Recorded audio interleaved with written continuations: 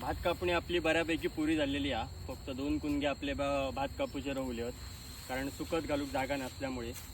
आणि यंदा भातसुद्धा मस्त उशिरा यंदा शेती केली. अवकाळी पाऊस केव्हाही पडतो, त्यामुळे आपण उशिरा शेती आणि पारंपरिक पंकज बियाण्याचा भात शेती आपण यंदा केली, त्यामुळे पीक यंदा भात पीक मस्त असा. बऱ्याच जणांनी शेती परवडणाऱ्या मानाने शेती पळ टाकली आहे. पण मी असं म्हणा, 2.5 रुपयाला रेशनिंगवर तांदूळ गावतात, त्याका लागून बऱ्याच जणांनी शेती पळ टाकली. आणि तेच 2.5 रुपयाचे तांदूळ जे खातात ते तिट्या रवान गजाली सांगतात, तत्वज्ञान सांगतात की माका शेती परवडणार.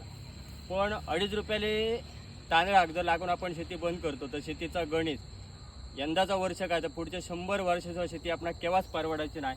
शेती ही आपली वाढवळणी राखलेली असा आणि ती शेती राखणं करणं हे आपला कर्तव्य असं. त्यामुळे 2.5 रुपयाले रेशनिंगचे तांदूळ किती वर्ष आपण खातलो आणि शेती किती वर्ष करतलो या सर्वात इतक्यात महत्त्वाचं असं.